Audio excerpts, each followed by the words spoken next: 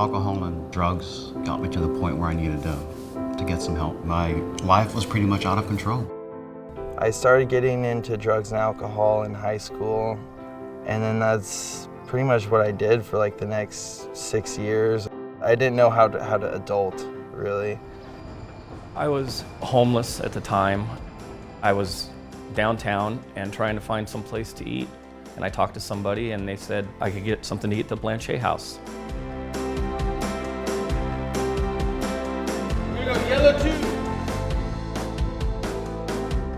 Blanchet House is love, it's home, it's resurrection. We are in the business of putting people back up, getting them standing so they can come back out in the community, share their story, be productive, be part of society, and not be seen as a burden to society. These aren't just people who appeared this way. They went to grade school and packed a lunch and watched TV, and to pass judgment on somebody because something went terribly wrong is not right. We never turn anybody away. We give away food until it's all gone. 3 meals a day, these are full service meals. They are prepared by our volunteers and the men in the house. And you can come here on a given day, find pizza, steak, chicken, vegetables and fruits, anything you can find anywhere else. To serve somebody a warm meal is saying, I care about you, you're important. People are knee deep in mental health disorders and addiction and brokenness and trauma. I was definitely on a path of self-destruction. Found out that the Blanchet had a men's program. I came back to eat a few times before I actually inquired about it. We're at 7 months of transitional housing. The first 90 days he's been working in the kitchen for us in exchange for room and board and case management services, and most men think that's a fair trade. The first thing we do is just meet them with compassion. The Blanchet just accepted me for who I was. When the men start to relax and start to realize they could really rebuild themselves here, great things happen. 9 months ago, I was bouncing around from program to program. Lonnie had struggled for a lot of years with addiction. He had lost his family, essentially. He'd lost his marriage and hadn't spoken to his mom in over 9 years. And then I found this place, and it's been a blessing really coming.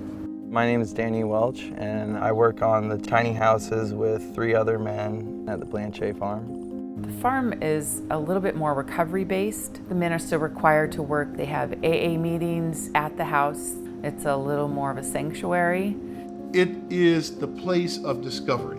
We have 62 beautiful acres nestled between vineyards on the one side, filberts on the other side, and vistas all over the place. The work is outside, it's with the animals, it's with repair wood shop. All my friends kind of moved on, got married and went to school, and I found new friends and harder drugs. Got introduced to heroin, then that slowly became an everyday thing. 3 years ago is when I first sought out treatment. I went into detox. They referred me to Blanchet, and it sounded like something that I'd be interested in. And I'm glad I made that decision for sure. I started out in the program like all the other men, washing dishes and serving food and preparing food. I was able to move out, get an apartment, get my life back. Things that I've done in my past distance me from my family in Hawaii, and especially my mom. I just figured one day I'm gonna just call her. All of a sudden he comes back and he goes, I talked to my mom today, and I'm like, what? I'm actually planning on taking a trip to Hawaii just to visit and reconnect with family back there who I haven't seen in a long time.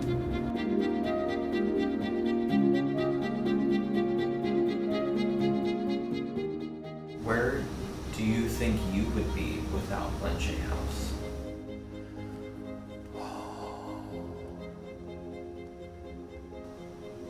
Probably dead or in prison, the way my life was going. That one hit hard, because I haven't thought about that in a long time. Being here has allowed me to reach out and to see, the need of other people. Life is not all about me anymore, it's about helping others. And that in turn, I'm helping myself.